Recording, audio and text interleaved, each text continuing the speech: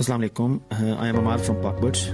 मुझे उम्मीद है आप सब ठीक ठाक होंगे। दोस्तों, इस दफ़ा जो मैंने टॉपिक चुना जिसके ऊपर मैंने बात करनी है वो है कि means of inheritance in specifically fishery की बात कर रहा हूँ मैं। मकसद इसका क्या था? मकसद इसका ये है कि एक तो फ़िशरी वैसे ही बहुत कॉमन है और पाकिस्तान में फ़िशरी की ही ज़्यादा की जाती है डिमांड। सेकेंडली, हर बंदा सवाल करता है जी ऑफलाइन किस तरह से काम करता है, किस तरह बनता है। मतलब हर बंदा, लोगों के फ़ोन आते हैं, पूछे जी सर ऑफलाइन बनाना है कैसे बनाएं, कोई वर्किंग बताएं, क्रॉसेस बताएं। तो मैंने कहा यार ये debate once and for all ख़त्म कर देते हैं।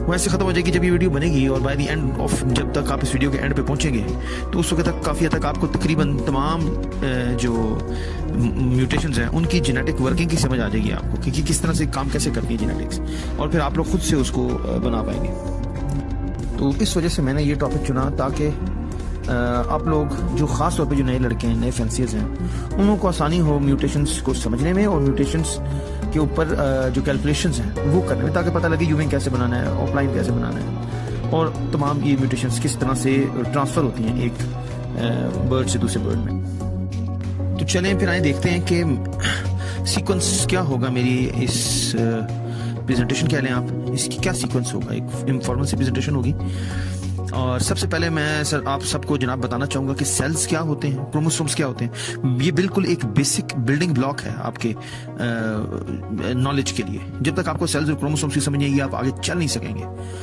फिर उसके सेकंड पार्ट में मैं कोशिश करूंगा कि आप लोगों को समझाया जाए कि जब दो बर्ड्स का क्रॉस होता है तो किस तरह जो है उनकी क्रोमोसोम्स की वर्किंग किस तरह से होती है और किस तरह से नए बच्चे बनते हैं और किस तरह से वो आगे चलते हैं उसको लेके, उनकी लेगेसी को लेके।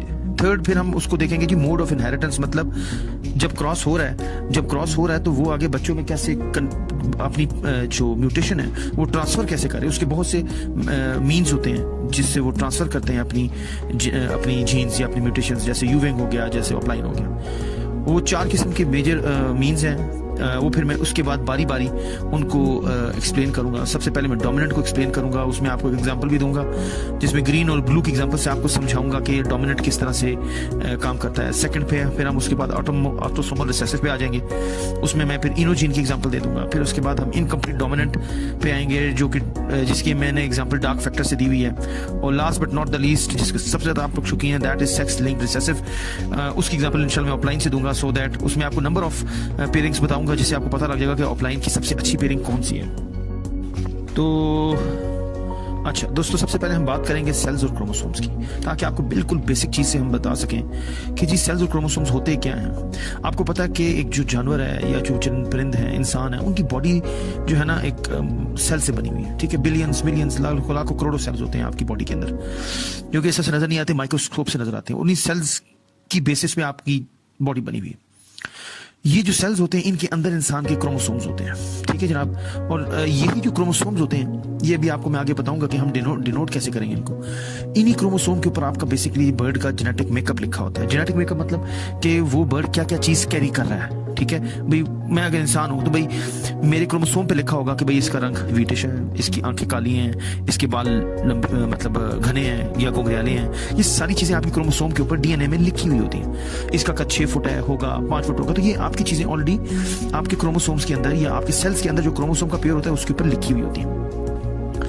इसी तरह बर्ड के अंदर यही चीजें लिखी होती है, वेदर ये बर्ड ग्रीन है, ठीक है जी, लाल है, सब्ज है, नीला है, पीला है, जो कुछ भी है, और ये इसके अंदर कौन कौन सी म्यूटेशंस है, ये सारी आपके क्रोमोसोम्स के ऊपर होती है। अब बात आती है क्रोमोसोम कैसे हम डिनेट करेंगे, हम लिखेंगे कैसे, देखेंगे कैसे उसको। तो जी हर बर्ड के अंदर या हर इंसान के अंदर याद रखिएगा क्रोमोसोम्स हमेशा पेयर में होते हैं। पेयर मतलब जोड़ा, जिस तरह मेल फीमेल का जोड़ा होगा ना, इसी तरह क्रोमोसोम्स जो हर इंसान के अपने अंदर एक जोड़ा होता है, उसी जोड़ा के ऊपर सब कुछ लिखा गया होता है। ठीक है, 2 क्रोमोसोम्स याद रखिएगा होता है। ठीक है, जब भी लव बर्ड के अंदर मेल की बात करेंगे उसके 2 क्रोमोसोम्स होंगे, मेल की, नर की। ठीक है, और वो क्या उससे आप डिनोट किससे करेंगे, मतलब आप उससे रिप्रेजेंट किससे करेंगे, एक्स और एक्स। ये जैसे मैंने आखिर में लिखा हुआ, मतलब 2 एक्स जो होंगे ना वो रिप्रेजेंट करेगा एक नर को, और अगर एक्स और वाई हो जाएगा तो वो आपकी एक मादी होगी या फीमेल होगी। ठीक है जी, तो इस तरह ये एक जेनेटिक मेकअप, और इसी एक्स के ऊपर ये जो एक्स हैं ये एक्स और वाई हैं, इसी के ऊपर उस बर्ड की सारी म्यूटेशंस, उस बर्ड का कलर, उस बर्ड में कोई डिफेक्ट जेनेटिकली या ब्लड में उसका डीएनए में कोई डिफेक्ट है, वो उसकी आंखों का लाल होना, उसका ऑफलाइन होना, ये सब चीजें इन्हीं क्रोमोसोम के ऊपर लिखी गई होती हैं। अच्छा सॉरी, मैं शुरू में ये बताना भूल गया कि ना ये चूंकि वीडियो काफी लंबी बन रही है मेरी, तो मैं इसको 2 या 3 इंशाल्लाह पोर्शंस में अपलोड करूंगा। मैं नहीं चाहता कि आप लोग 30-35 मिनट की वीडियो सुन के बोर हो जाएं, तो मैं इसको 3 पोर्शंस में इसको डिवाइड कर दूंगा, और ताकि आप लोगों के लिए कन्वीनियंट हो इस चीज़ को समझना। अच्छा चलें, अब हम मीट की तरफ आते हैं, क्योंकि अभी तक तो बात ही मैं नहीं शुरू कर सका। सबसे पहले देखते हैं कि जी एक क्रॉस जो होता है मेल और फीमेल का, वो किस तरह से काम करता है। अब क्या आपको मैंने बता दिया कि क्रोमोसोम होते हैं, मेल के XX होते हैं, जैसे कि तस्वीर में आप देख रहे हैं, ऊपर वाला जो बर्ड है वो मेल है, नीचे वाली जो है वो फीमेल है।